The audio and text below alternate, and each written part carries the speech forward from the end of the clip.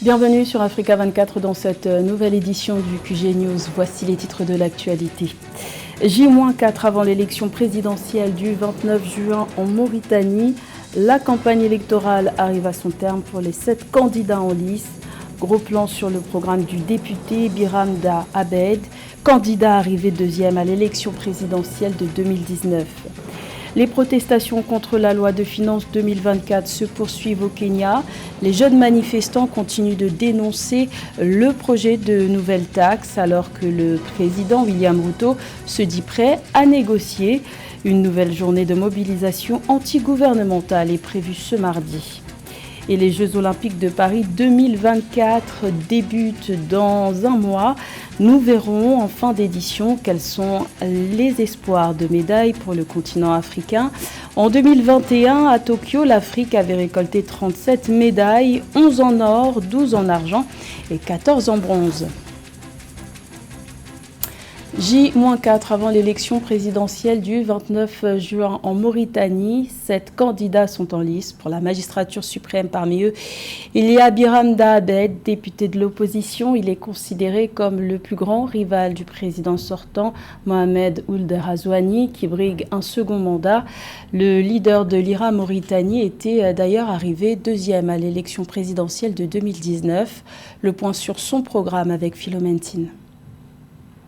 Candidat de l'opposition le plus connu en Mauritanie, le militant des droits humains Biram Ould Abed, arrivé deuxième à l'issue de la présidentielle de 2019, compte encore briguer le suffrage des Mauritaniens à l'élection présidentielle du 29 juin 2024. Sa candidature s'inscrit dans la continuité de son engagement pour la justice sociale et l'égalité. Je remercie tout le public, les populations mauritaniennes qui sont venues pour soutenir le projet présidentiel de Biram Da Abed, le projet de l'opposition anti-système et du rassemblement des justes. Je réitère ici mon engagement, toujours solide, mon engagement toujours déterminé pour lutter contre l'oppression des personnes descendantes africaines en Mauritanie, lutter contre l'esclavage. Biram Ould Abed est député à l'Assemblée nationale mauritanienne depuis 2018. Dans sa course pour la magistrature suprême, le leader de l'initiative pour la résurgence du mouvement abolitionniste en Mauritanie, IRA, propose un programme centré sur la justice et l'égalité, des réformes électorales et institutionnelles, la lutte contre la corruption, la redistribution des terres et le soutien aux paysanat, la restructuration de l'économie, la réforme du système éducatif, entre autres. Le peuple, la jeunesse qui peine encore, qui gémit sous le poids du chômage, sous le poids de la cherté de la vie, sous le poids de l'injustice, de l'iniquité de l'administration. Tout ceci, c'est un très grand chantier que nous avons bousculé dès que nous arrivons au pouvoir. Âgé de 59 ans, Biram Da Abed est connu pour son engagement contre l'esclavage et les discriminations raciales. En raison de son activisme, il a été arrêté à plusieurs reprises par les autorités mauritaniennes. Son travail dans le cadre de la défense des droits humains a attiré l'attention internationale et lui a valu plusieurs récompenses, y compris le prix des droits de l'homme des Nations Unies en 2013. Également dans l'actualité, en République démocratique du Congo, plusieurs accrochages ont été signalés le 22 juin sur les territoires de Massissi et Rutshuru, à l'est du pays. Ces affrontements ont opposé les rebelles du M23 aux combattants de Wazalendo. Ces derniers sont des jeunes Congolais qui se présentent comme des résistants patriotes et qui combattent aux côtés des forces armées congolaises pour défendre leur territoire. Les Wazalendo ont affirmé avoir repoussé loin de la cité de Saké, une localité du territoire de Massissi dans la province du Nord Kivu, les rebelles du M23 soutenus par l'armée rwandaise. Les femmes sont bien souvent les premières victimes en période de crise. C'est justement pour les accompagner vers leur reconstruction et les aider concrètement que l'Organisation internationale de la francophonie a lancé en 2020 un programme dénommé La francophonie avec elle. Une mission de suivi s'est rendue en République du Congo pour évaluer l'évolution des activités des bénéficiaires. Plus de détails dans ce reportage de notre correspondant Deva Panzou. Dans la ville d'Nkayi, située dans le département de la Bouenza, Sylvanine Simba entretient son commerce de pain de manioc et de foufou afin de subvenir aux besoins de ses 2 enfants et de se prendre en charge elle-même. Autrefois victime de violences conjugales, sexuelles, psychologiques, elle a réussi à obtenir un appui financier grâce à l'intervention de l'association Azur Développement. Aujourd'hui, elle se réjouit de l'impact positif du fonds La francophonie avec elle dans son activité génératrice de revenus. L'appui de la francophonie a changé mon business parce qu'auparavant, j'achetais juste une petite marchandise. J'utilisais les petits bidons de 25 litres pour faire mon activité. Je ne pouvais pas acheter une marchandise de 30, 40, 50 000. Mais vraiment, grâce à l'action de l'OIF, ça m'a permis d'acheter maintenant des champs tantôt à 100 000, 50 000 francs pour faire la fabrication du manioc et du foufou. À 37 km de là, à Madingu, l'association SOS Femmes du Congo a organisé dans le cadre du projet Fonds La francophonie avec elle des formations en faveur de 205 femmes vivant avec handicap en vue de leur autonomisation. Jeannette Mpassi, une des bénéficiaires, a réussi à semer sur un champ d'1 quart d'hectare et Georgette Lufuma a mis en pratique les techniques d'élevage apprises lors de la formation. L'Organisation internationale de la francophonie et son partenaire financier, Total Energies, se réjouissent des premiers résultats. Aller à la rencontre de ces femmes qui bénéficient de ce soutien financier offert par le Fonds La francophonie avec elle. C'est important pour l'OIF de pouvoir mesurer l'impact de cette action et à la fois de pouvoir aussi tirer des leçons pour affiner et améliorer le projet dans sa globalité pour pouvoir peut-être viser plus d'impact pour les éditions futures, mais également pour donner du courage à ces femmes et les encourager, leur montrer que derrière les chiffres et derrière le nom de l'organisation, il y a aussi des personnes qui se préoccupent de leur sort et qui s'intéressent à venir voir de près et les difficultés qu'elles traversent. Le fonds La francophonie avec elle, une initiative lancée en 2020, s'inscrit dans une démarche résolue de soutien à l'autonomisation économique des femmes dans l'espace francophone. Les 4 premières éditions ont permis de soutenir près de 250 projets dans 26 pays de l'espace francophone au bénéfice de 57 000 femmes. Sous le feu de la contestation, le président kényan William Ruto se dit prêt à négocier avec les jeunes protestataires qui ont manifesté dans tout le pays la semaine dernière contre un projet de nouvelles taxes. Malgré la suppression de certaines taxes, les protestations persistent. Une grève nationale est prévue ce mardi. Il s'agit de la 3e journée de mobilisation antigouvernementale menée par la jeunesse. Les précisions de Nathalie Moe.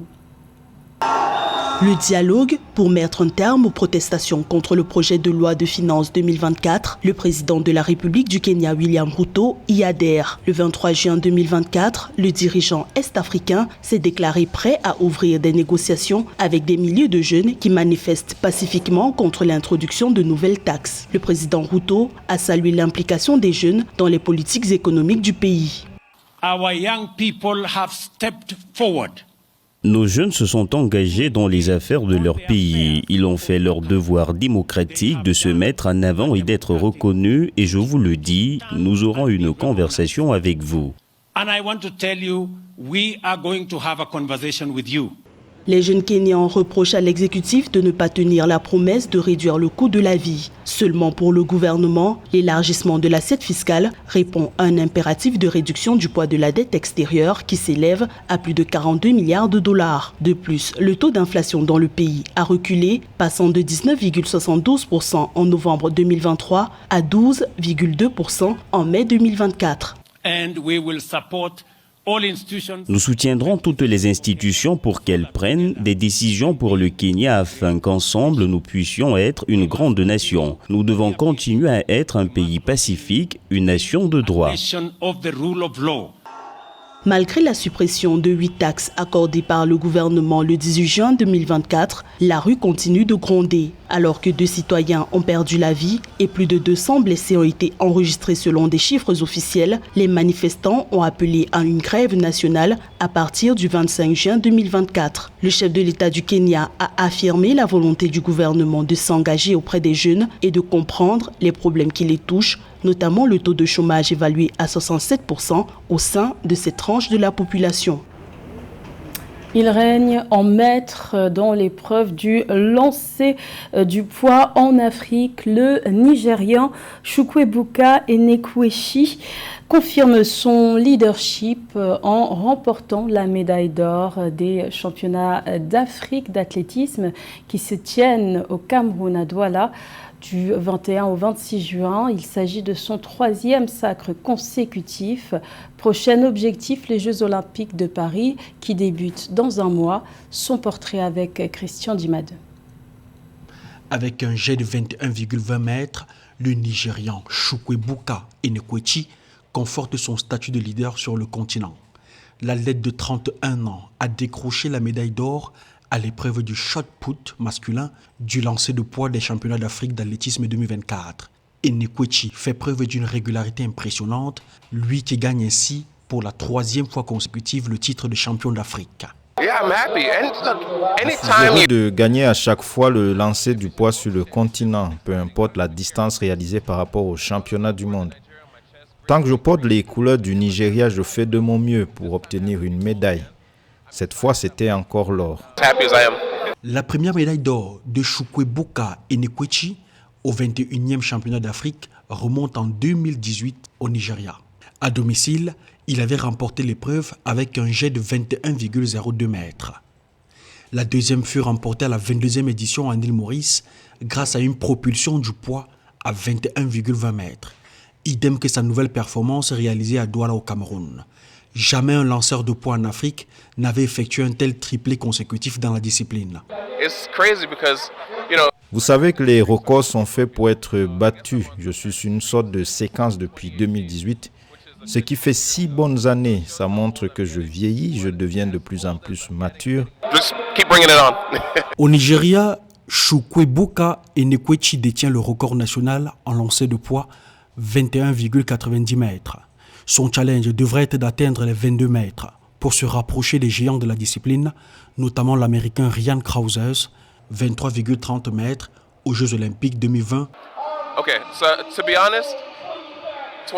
Honnêtement, 22 mètres garantit plus d'argent. Si j'y parviens, c'est bon, mais au cas contraire, je reste en forme. Je veux progresser et le peuple nigérien veut me voir atteindre les 22 mètres. Alors pourquoi ne pas leur donner ça? Je veux progresser, faire de mon mieux contre mes concurrents. Il y a 8 personnes devant moi au classement mondial et je pense que c'est de ma responsabilité de faire mieux et de les éliminer tous. Le Nigeria s'illustre bien dans les différentes épreuves de lancer des 23e championnats d'Afrique d'athlétisme au Cameroun.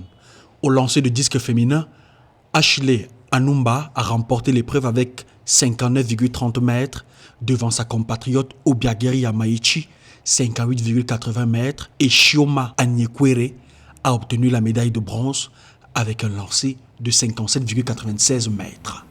Et justement, quels sont les espoirs de médailles pour l'Afrique aux Jeux Olympiques de Paris? La question se pose à un mois de cette compétition internationale, alors que les derniers athlètes tentent de décrocher leur précieux sésame pour y participer.